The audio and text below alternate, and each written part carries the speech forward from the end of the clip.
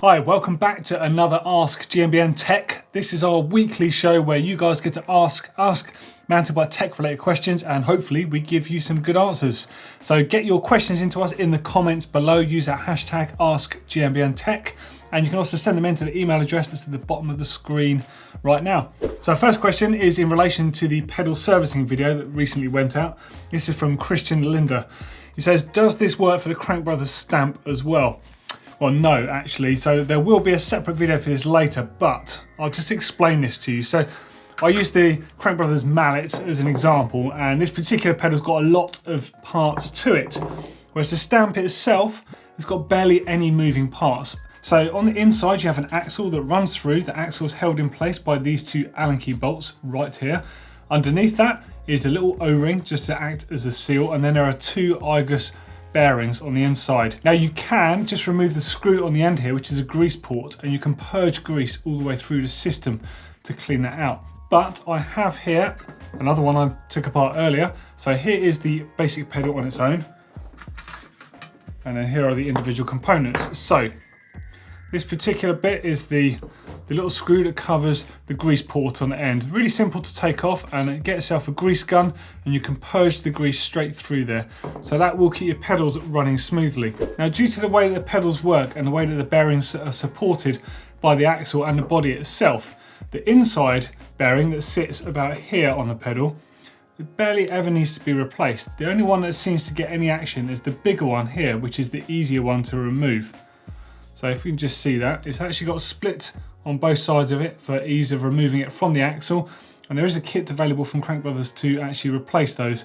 But you'll find all you ever really need to do with these is clean them and re-grease them and put them back together. They're very simple, but there will be a more detailed video for you coming up soon. Now the next one is from Lewis Scott. And he asks, is it possible to dismantle the pedal and reassemble it without the spring mechanism in the middle to turn it into a flat pedal? Well, it's interesting you say that because it is very similar to a flat pedal in a lot of ways, with the cage running around the outside here and the grub screws there to grip your shoe, and even the sort of the concave shape of the actual pedal body. So I guess you could do a bit of a hack yourself if you really wanted to. Crank Brothers don't make anything that fits on the inside. Now, if you were to do this at home, you would need to have something the exact width of this spring mechanism that sits on the inside here, and also washers to go over the top of it to take up the space that this has on the pedal. Now, whilst this would work and enable it to be used as a flat pedal, it's a lot of hassle to do that. Do you really want to do that? You're better off saving up 30 quid or something and just getting some flat pedals and being done with it. And you've got your alternative pedals, then all you need to swap them is an 8mm Allen key. Straight in, do them up. Okay, next up is from Ian Barcelos. What should I do if I'm too light to use all my suspension? Thanks, Doddy. Well, firstly, do you have air suspension? If so, then it's easily adjustable. And due to the way you can adjust the progression in air suspension, you can have it more linear as well. So you need to find out if it is or not. And if you need any help on setting your air suspension up, generally you want to be setting up with 25 to 30% sag.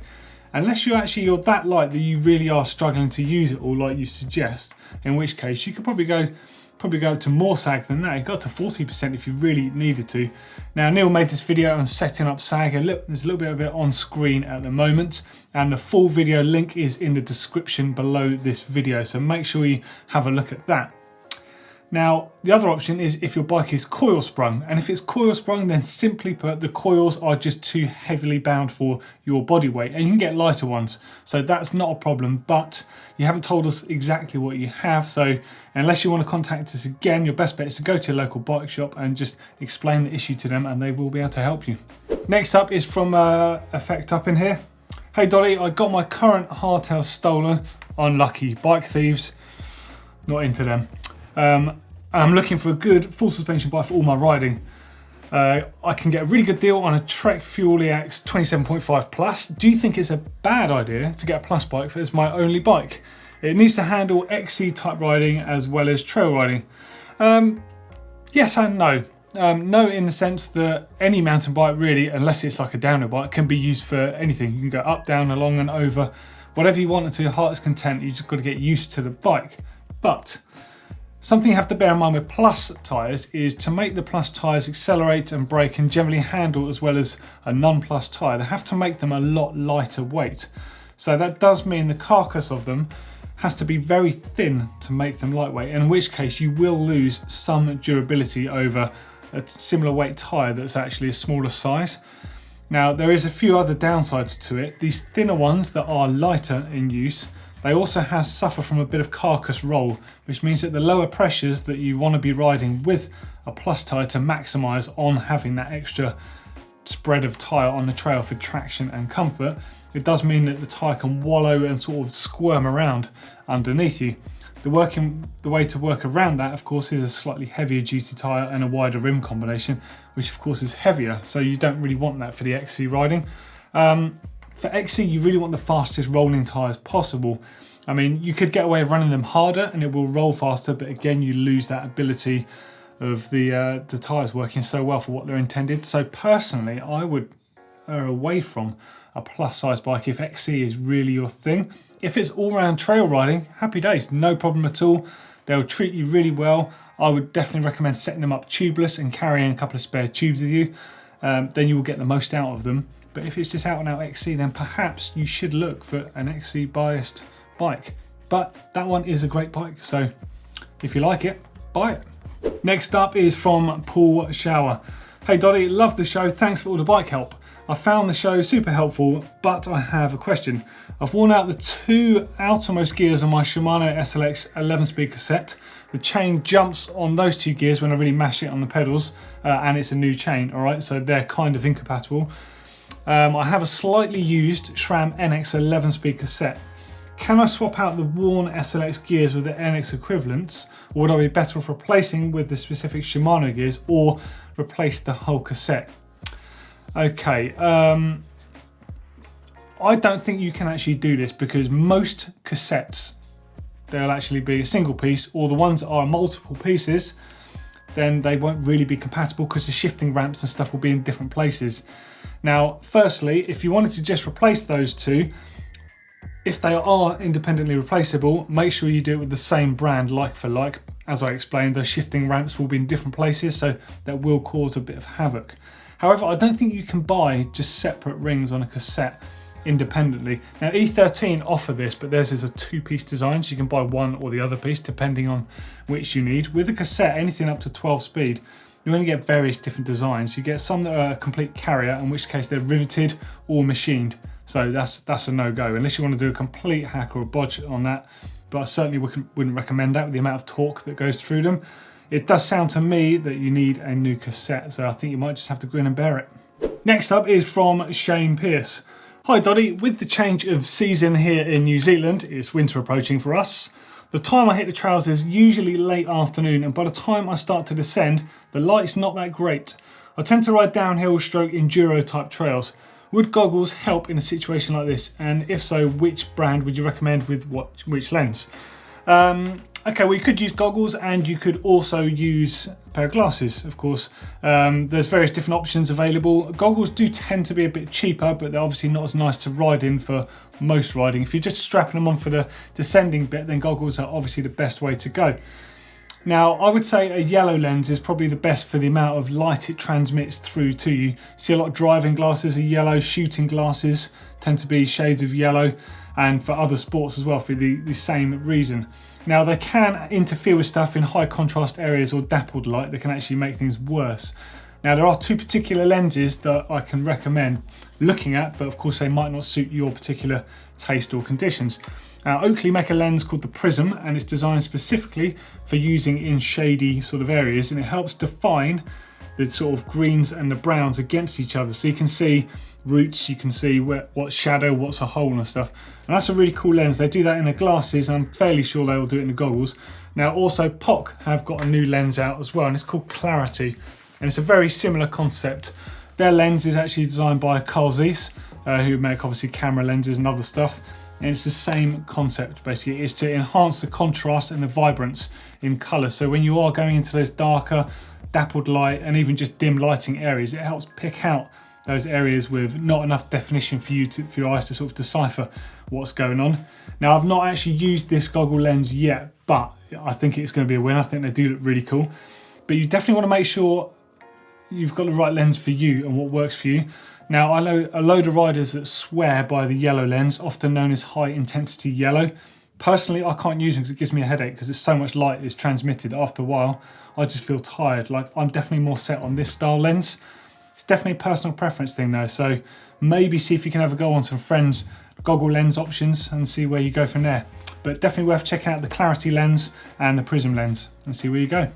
Next up is from Daryl Hiran. Can the left shifter be programmed to operate the rear mech? I have a pain in one joint in my body, my right thumb. Okay, so first up, that is not so simple because if you're having a left-hand shifter, the traditional left-hand shifters will operate either 2 or 3 chain rings, whereas on the rear side, so that's the right side for you, anything from 8 up to 12. So it's not a possibility. So there is a couple of options. So there is the really expensive option, which of course I'm sure you don't want, and that is Shimano Di2 because the shift lever is non-specific. So that can just go onto your left-hand side and you can change gear with your left thumb, no problem. However, there is another option and it's a lot cheaper. So if you look at grip shift, you'll find if you can get a right-hand grip shift lever, because of the way they're mounted, you can just put it on the other side. And it does mean you'll be changing gears in a different direction. Your upshift will be forwards instead of backwards and vice versa. But I'm sure once you get used to it, it will be working absolutely fine. It will look nice and neat on the handlebars. And if you are choosing to run a rear shifter as well, you can do that. You can have them both on the same side. Now, I got this idea from a friend of mine called Tom Wheeler. So he used to be like one of the top downhillers in the UK and had a really bad accident, actually paralysed his arm. Now, as a result of that, he couldn't use his hand on the handlebar, so he's built himself a special brace system with shock absorbers to support his body weight, but he still has the problem of being able to brake and change gear. So he actually runs 2 brake levers. If you have a look on the screen now, he runs 2 brake levers on the left-hand side of the bar, and he has run 2 shifters. The one you're seeing at the moment has got a grip shift on the left-hand side for the right-hand shifting. So that is exact the issue you're looking at. Now, Tom has been through all of these sort of variants, and I just want to read some of this because it's quite incredible what Tom has actually done development-wise to carry on riding his bike. And you must look at some of his videos. Right, there is a link below this video to Tom's website. It's called Not Broken. It's absolutely outstanding, the stuff that he is producing. You've got to see this to believe it. And we will be doing a pro bike check with his bike soon. But I just wanted to read this out because since the original pictures are on his site, Tom says, I have a much cleaner setup now. The grip shift on the left opposite works really well. I'm currently running Eagle with the GX grip shift that only cost me around 30 quid. So that's actually very reasonable. I've looked into Di2 and like the idea of it, but my dropper lever might get in the way. Also, this is a really expensive option. It's trick, and you can run it in a mode where you can use one shifter to control the gears front and back. Of course, that's something I didn't talk about. You can even use standard tri-buttons if you want to go down the DIY route. I found the 11-speed grip shift option was the most cost-effective. GX and NX is available at a very reasonable price, and you can also match this with an 1146 tooth Sunrace cassette. So of course Sunrace is a bargain basement price compared to the SRAM stuff. Of course SRAM is very high end, it's very different stuff, but being able to have that option at a cheaper price point is fantastic. Another thing I would recommend highly is the Shimano brakes. I've been using Hope before and I switched from Hope and noticed a huge difference. The Hope levers and some others on the market have a bit more friction, and since running Shimano I've experienced no hand pump. I've done one full run of Le Pleni, that's in Morzine, in the wet with one hand in 5 minutes. So that's effectively a one-handed downhill rider. Took him 5 minutes to get to the bottom. He's got his gear shifters, he's got his brake levers, everything on the left. Have a look at his website, have a look at all the modifications he's done to his bike. It's just phenomenal. And hopefully, if you run that grip shifter, the right-hand one, on your left-hand side of the bars, it will sort your problem out with your thumb. Good luck with that. And last question this week is from Christopher Hull. Hi, all the bottomless tokens you put in your rear shock, can they be used in a RockShox Monarch RT3 with a debonair can? Okay, so the bottomless tokens you get in a shock are a bit different to the forks, and in the shock there's 2 different types with RockShox. So there's firstly the bottomless rings, like these ones. They're kind of like a strange sort of rubbery plastic material. And you can fit, I think, up to about 7 of these, depending on the specific shock can you have. So these will suit stuff like the Debonair, so that's a very popular solution. But for the more modernised shocks, the new Super Deluxe and stuff, they take these plastic sort of washers that go inside. Now they fit very differently, so for these particular ones there's a little video on screen showing how you fit those, and you literally let the air out of the shock, you slide the outer air sleeve off and you can literally pop these straight over the top, the amount that you need, slide it back over the O-rings into place and re-inflate the shock. To fit these it's a little bit different. Again, there's another little clip on screen. You see me using a strap wrench, so this is something from the motoring trade just to help you grip the shock can. Again, you let the air out, you undo the can, you slide it down the main tube there, and then you clip these directly onto the shaft on the inside. Now they both have the same effect. These actually, I think one of these equates to 2 of these in terms of the amount of air volume that it offers in a shock. So if you're running 6 of those, you only need 3 of these to have the same feel. Now they're not that expensive, so it is worth getting a few and playing with them. And there's also a video in the link description below just showing you the difference that volume spacers make out on the trail. So it's a video that I shot in Spain last year, showing you the difference with the same air pressure and just differing amounts of these spacers. And you can see how the fork and the shock is reacting to the terrain. So have a play around with that and you will definitely get your bike to perform better and suit you more. So there we go, there's another Ask GMBN Tech clinic in the bag. If you've got any questions about the questions in this show, hit us up in the comments. If you've got any questions you want answering, also hit us up in the comments or fire them in to the email address that was at the beginning of the show.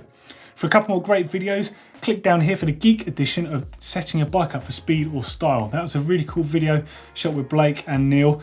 Blake obviously doing the style, popping up in the air, going nice and high. So his suspension setup on bikes, that was very different from Neil, who's an ex-racer, so he just wants to go fast. Good video, that one. And if you want to check out Brendan Fairclough's Pro Bike Check on his Scott Genius, click down there. As always, click on that globe to subscribe. We've got new content for you every single week here at GMBN Tech. Tell all your friends about us and hit that subscribe button. And of course, if you like the video or you found it helpful, give us a thumbs up.